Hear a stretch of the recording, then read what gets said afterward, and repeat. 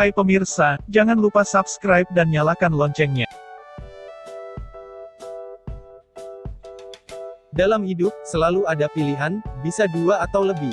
Ketika kita sudah sampai pada keputusan, lalu menjalani, biasanya, pas mau sampai ke tujuan akhir, pasti tiba-tiba muncul kebimbangan.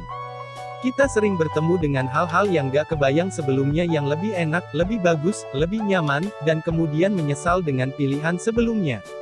Terus kalau sudah gitu mesti ngapain? Nah, aku udah merangkum dari berbagai sumber, sedikitnya ada 6 cara gimana sih, agar penyesalan itu tidak berlarut-larut.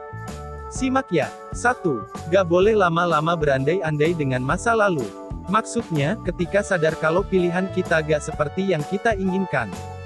Ya udah, pertimbangkan secara matang dengan resiko yang terjadi kalau tetap dilanjut, atau kalau berhenti gimana juga.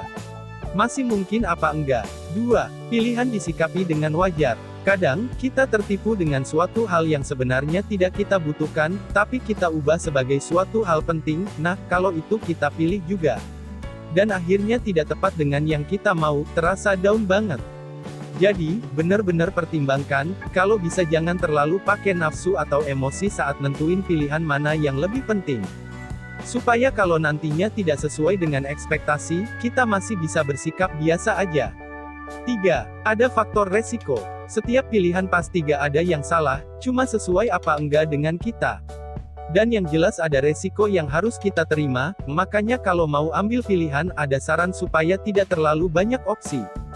Ya 2 atau 3 lah, kalau kebanyakan jadinya malah bingung, banyak mikir terus gak jadi-jadi milih. 4. Melihat ke atas untuk motivasi, dan melihat ke bawah agar jangan lupa bersyukur. Setiap orang sukses itu, pasti pernah ngelakuin kesalahan. Mintalah pertimbangan kepada orang lain yang sudah lebih dulu sukses, atau, melihat contoh-contoh orang yang sukses di luaran sana. Bagaimana sepak terjang mereka, gimana bisa sampai ke puncak. Lalu kita sedikitnya bisa tiru kebiasaan mereka yang positif, teruslah motivasi diri supaya lebih baik. Dan kabar baiknya adalah, ternyata kalau kita mau melihat dunia luar, masih banyak yang nasibnya jauh di bawah kita. Sehingga gak ada alasan kita mengeluh, yang ada yaitu rasa syukur. Seperti pepatah bilang, syukuri apa yang ada.